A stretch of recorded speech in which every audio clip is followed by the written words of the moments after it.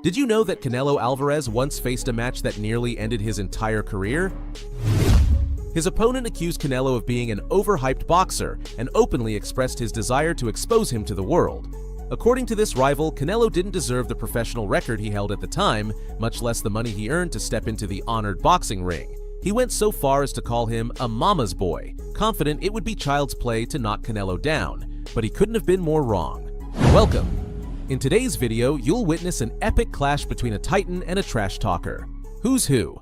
Stay tuned to find out. Content. In the world of boxing, Saul Canelo Alvarez has made his mark by taking on some of the most formidable opponents of recent times, including well-known names like Gennady Golovkin, Floyd Mayweather Jr., and Dmitry Bivol. In each of these bouts, Canelo demonstrated his skill and aptitude for combat on a global stage. However, when Canelo was fighting for his life in the ring, Erislandy Lara seemed to take a nap. This often overlooked Cuban opponent nearly gave Canelo his worst nightmare back in 2014, a brutal defeat. To this day, the showdown between these two forces remains a topic of controversy. Canelo's first major defeat came when he faced Floyd Mayweather, who delivered a masterclass in defense and counterattacks. Doing his best to do just that, but Alvarez and sticks a shot to the body. Welterweight division facing Miguel Cotto. In fact, he jabbed in two different places to try and land. And then sets it up for a straight right hand. There's a right hand that jacked the lead left hook around the guard. The right hand blocked by Canelo, but now a big puncher, This loss had a lasting impact on Canelo's career, teaching him that brute strength is not the only essential component of victory. Although it was undoubtedly a humbling experience, it served as a turning point. From then on, every time Canelo entered the ring, his offense showed greater intelligence and caution. This strategic evolution soon paid off, allowing him to defeat notable opponents. Austin Trout, a master of fighting at a distance, became one of his early victims. All he said, some are not getting there, but Trout... Often the case when you have a conventional fighter, and there is Canelo dropping Trout with it as Trout comes behind the guard with the 12th and final round here in Texas. Title unification fight. Corner of Austin Trout, that they read it directly. Alfredo Angulo, an unrelenting fighter who kept coming forward despite the hits he took, was another significant test for the Mexican star, and he passed with flying colors. And as we look at this, the fight in microcosm, really, it's that he's throwing another jab and another one. In combinations, and Canelo has not really been able to do it as effectively. The jab. Canelo's got to move his hands just like that. Every time Floyd gets the ropes. Canelo, but we've seen creative ones like the uppercut and the left hook there from Floyd Mayweather. He has spent most of this fight. But when Erislandy Lara came along, a fighter entirely unlike Canelo, his reputation was once again called into question. Lara was known for being a shrewd, quick, and dangerous boxer. Everything a fighter who relies on strength and precision, like Canelo, would dread. With a record of 19 wins, 12 by knockout, and only one loss, it was clear that Lara was not an opponent to be taken lightly. Lara had previously defeated Trout and Angulo with ease, according to many experts, and he was as relentless in the ring as he was outspoken in his statements. The Cuban fighter played up his Caribbean charm to openly mock Canelo. To him, the Mexican was nothing but an empty package whose popularity was pure luck. Lara claimed that all of Canelo's accolades were not only undeserved, but also fleeting. For the charismatic Lara, Canelo wasn't even a worthy opponent. On July 12, 2014, both fighters stepped into the ring at the MGM Grand Garden Arena in Las Vegas, Nevada, to settle their score. Lara entered as the WBA Super Welterweight champion, though the title was not on the line. The agreed weight limit for the fight was 155 pounds, just 1 pound over the Super Welterweight limit. Judges Jerry Roth, Dave Moretti, and Levi Martinez were expected to critically assess the bout and name the rightful victor if neither fighter claimed victory within the 12 scheduled rounds. With Robert Byrd as the third man in the ring, this heated showdown between a trash talker and a titan began. The fight round 1. Lara tested Canelo's guard with his left hand, but the Mexican fighter stood his ground.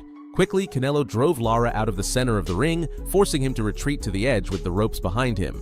There's electricity in this building. I've been around for 35 years in boxing, and I know. Like a predator stalking its prey, Canelo overpowered Lara, landing powerful body shots. And that was the question, Paulie. Cuban fighter So far, jabs only for one guy, and that's Lara. Shields made the point that it will be so much more difficult for Canelo. By the end of this first round, Lara had done little more than circle the ring's perimeter, avoiding a direct confrontation with Canelo.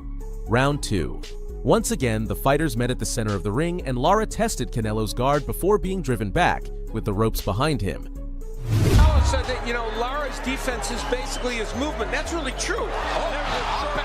At this point, Canelo had taken full control of the fight's pace, cautiously attacking Lara's body with short combinations. Sniper like right through the guard.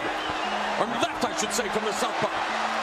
With less than a minute left in the round, Lara attempted a counterattack but grabbed Canelo by the neck, prompting Canelo to lift him with brute strength, showcasing that their rivalry had crossed into personal territory. The Mexican superstar. And he's better off trying to get to the body first. And Lara will not be an easy target to the head at the beginning of the fight. Round 3. Lara seemed to have forgotten all his pre-fight promises about what he'd do to Canelo in the ring.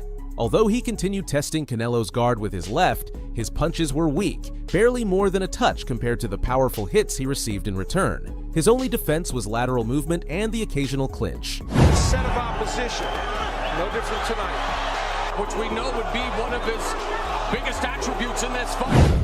Near the final minute of the round, during one of these clinches, the fighters collided, nearly recreating the earlier lifting incident. After that, Lara continued evading Canelo's power. Round 4, Canelo maintained his dominance in the 4th round. Despite his bold pre-fight statements, Lara seemed desperate to avoid any close exchanges. Between sidesteps, strides, and jumps, the Cuban found himself in a survival battle rather than a fight for victory. Meanwhile, Canelo stayed close, trying to trap him in the corners. However, Lara's agility and speed allowed him to slip away most of the time. He was trying to plod forward earlier, but now he's actually making an effort to get these hands up. Canelo works the... Even if he gives around the way, it seems like Lara's okay. Round 5, Canelo opened the 5th round with a powerful right that sent Lara back to the ropes. Canelo kept attacking his body aggressively while Lara continued to retreat. Occasionally, they came face to face just long enough to exchange a few punches. Lara's reluctance to engage in the fight made the bout start to feel monotonous and linear. On that hook. Lara. Find Lara, left hook to the body, there's the body. Canelo known for having better combinations than you. Round 6. Lara's only apparent reason for reaching the halfway point of the scheduled rounds was his escape plan, executed since the first moment.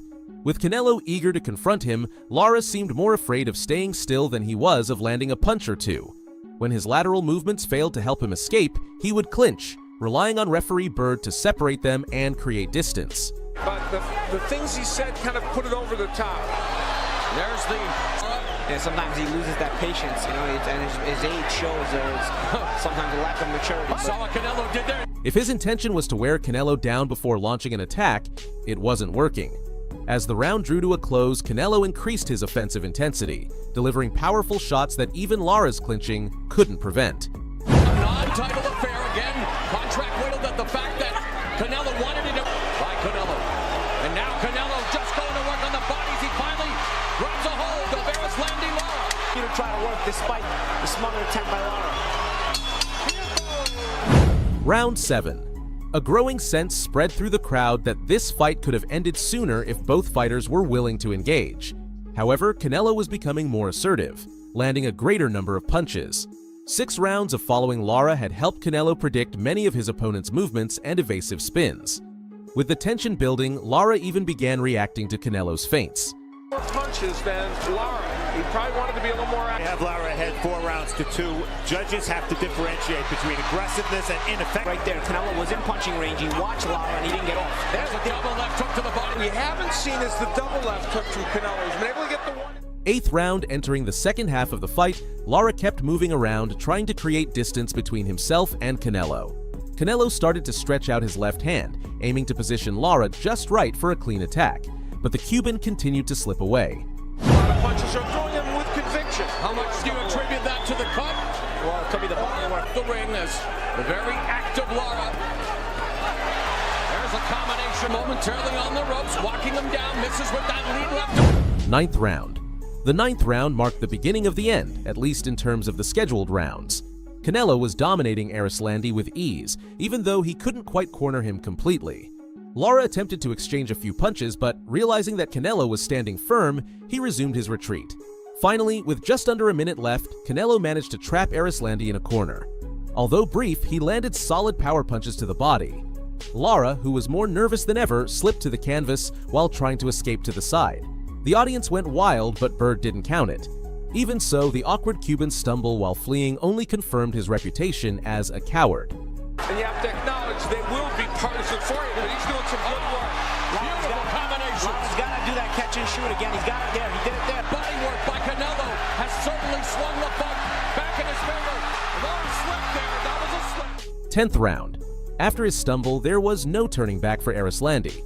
By now, the judges' scorecards were sure to reflect his weak performance, and tripping while trying to flee didn't help his case. Interestingly, he didn't even try to change the course of the fight.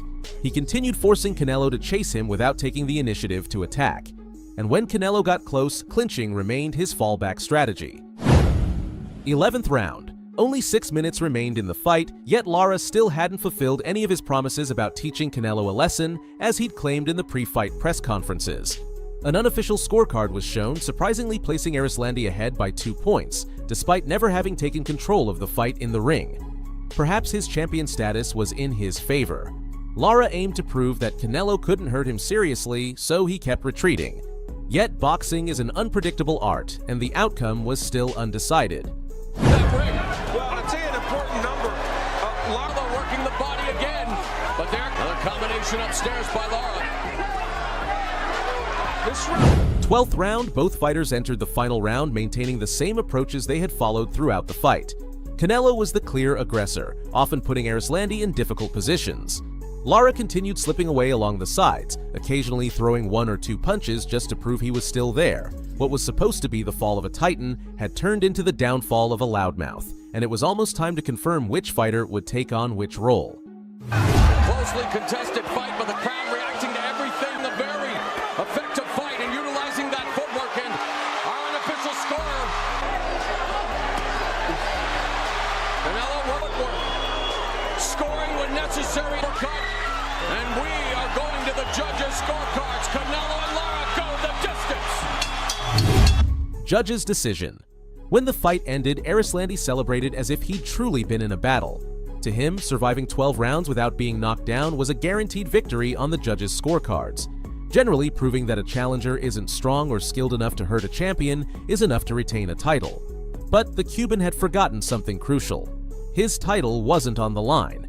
His champion status didn't matter outside his own mind. So, when the announcer took center ring, Lara had no choice but to bite his tongue.